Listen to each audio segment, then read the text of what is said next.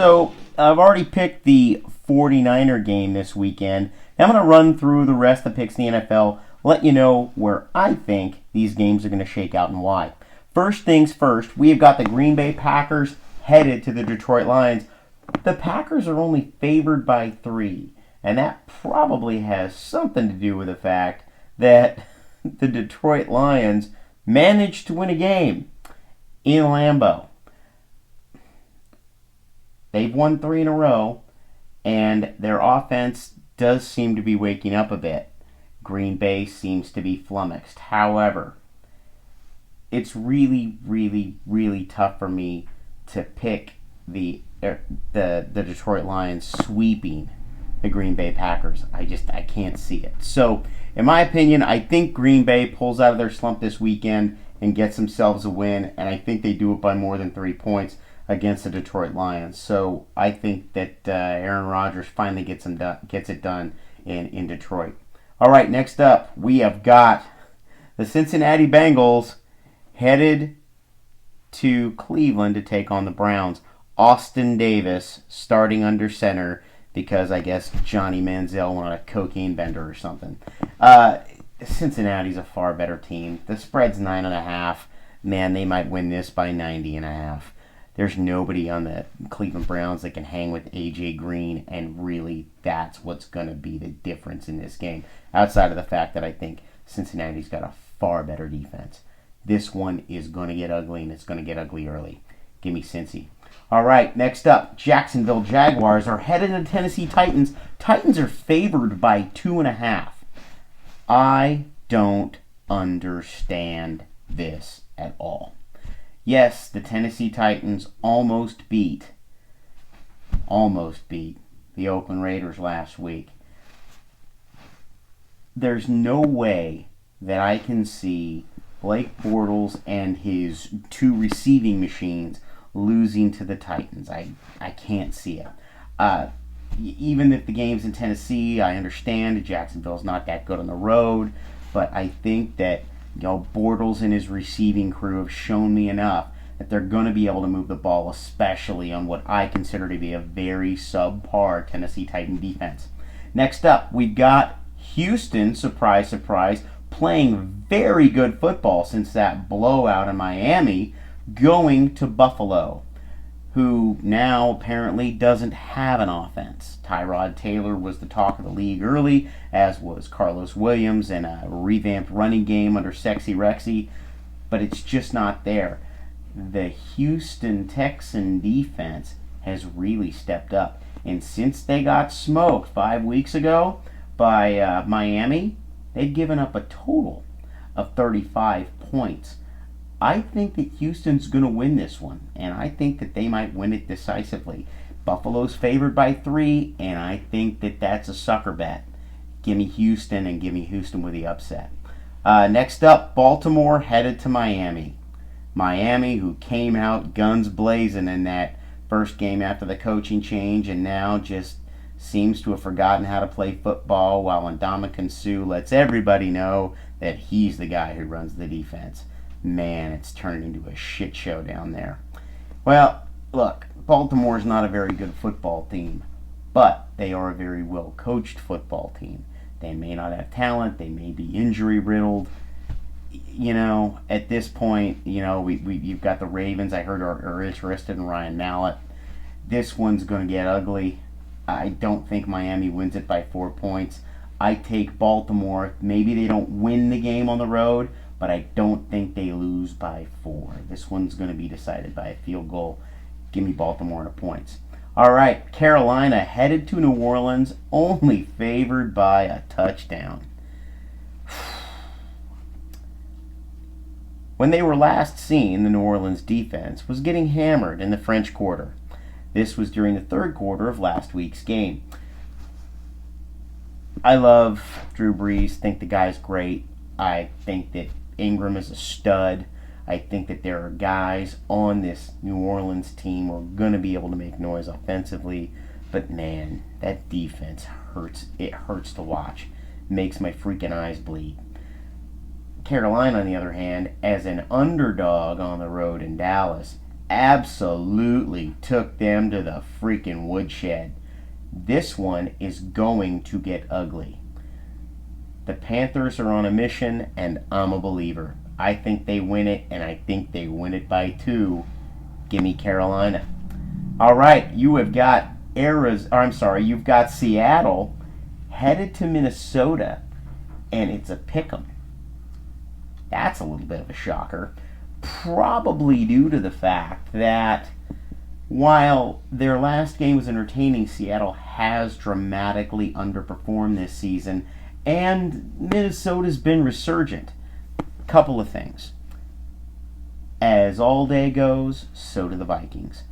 I cannot see the Minnesota Vikings winning a football game where Adrian Peterson fails to run the ball effectively.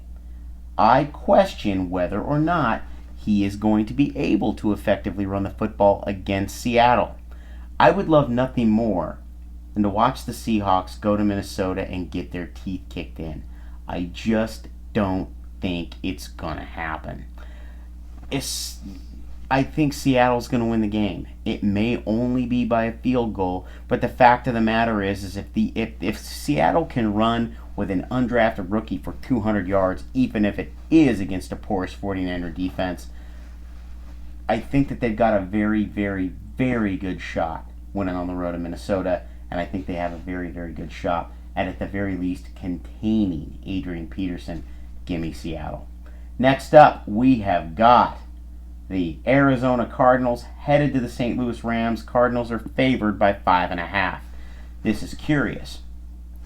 The Cardinals probably be favored by a little bit more if they had a healthy core of running backs. They don't. Ellington is limited by turf toe. CJ2K is limited by a broken leg. And what that means is that the Arizona Cardinals are becoming a little one-dimensional. The 49ers exposed that weakness last week. They were able to force Carson Palmer into just throwing the football.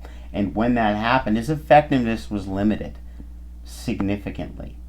Arizona has a very, very, very good front seven. They also have a very, very non-existent defense, while the Cardinals, on the other hand, have a very good defense. I think the Cards win this one, but I don't think they win it by 5.5. I think they win it by a touchdown, maybe 21-14 or 17-10, kind of a shootout. But I see something like that happen in St. Louis. So go ahead, give me Arizona. I'll take them and the points.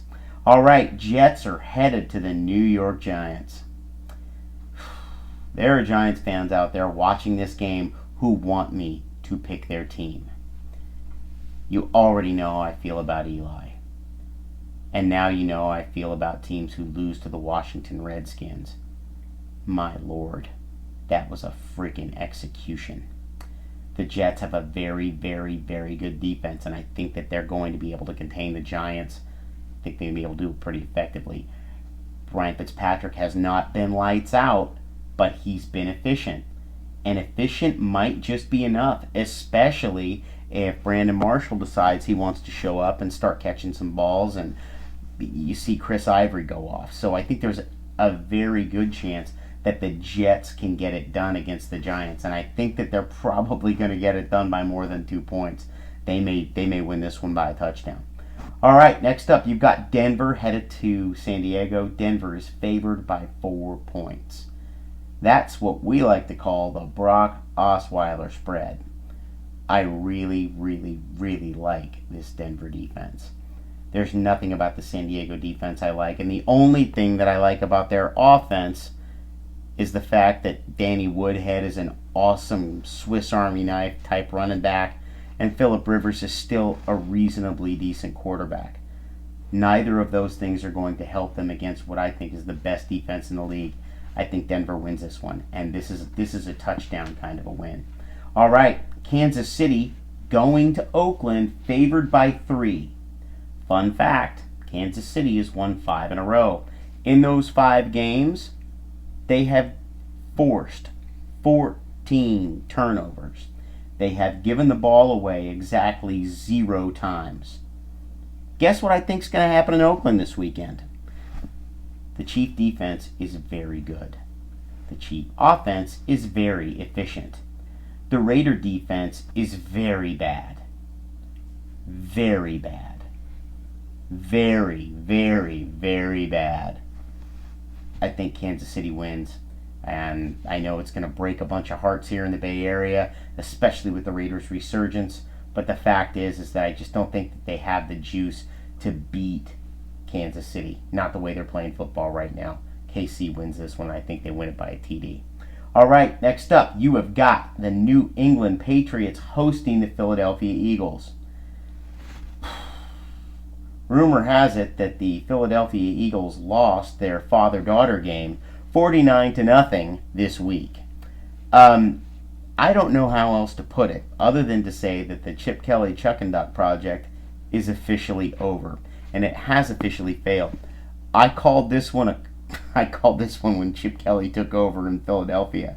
His brand of football does not work in the NFL. It doesn't. It hasn't. It's been tried before. They called it the run and shoot. They called it the red gun. They called it the shotgun in San Francisco, which was an actual offense. It was just a shotgun. Guess what, kids? You can't win football games if you're going to run your offense like that. Chip Kelly found out the hard way. Now he's off to coach Toadsuck State or something like that. When he heads back to college next season, book it. I think that New England busts out the whipping stick.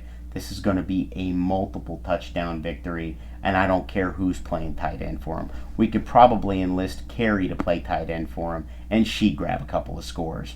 That's how good New England is at running the football, getting it down the field, getting the ball out of Tom's hands into his receiver's hands, whoever the receiver happens to be. Give me New England all day long. Next up, you have got the Pittsburgh Steelers hosting the Indianapolis Colts, who are playing very good football behind the freaking Hasselbeck, who I understand just celebrated his 77th birthday. The fact is, look, Indianapolis is not a good football team this year. They're just not. And Pittsburgh is coming around. Antonio Brown is going to go off on that secondary. It's going to get ugly, and it's going to get ugly fast. Give me Pittsburgh, especially if Big Ben is fully recovered from that little knock on the noggin he took last week. All right, Monday night, you have got Dallas going to Washington. Washington favored by 4. Dallas, I hear, is looking into the availability of John Fourcade or Danny White or Steve Walsh, since they don't have any other freaking healthy quarterbacks on their roster. Look, Dallas is a freaking mash unit. They're just beat to a bloody pulp, and I may not pick them to win a game for the rest of the year. As much as I dislike the Washington Redskins, I don't think they're a complete football team. I think they win this game, and I think that there's a chance that they'll win it by more than 4 points. In any case, those are our picks for the week. Thanks so much for tuning in. I'm AJ Bellino, and this has been Upon for the Review.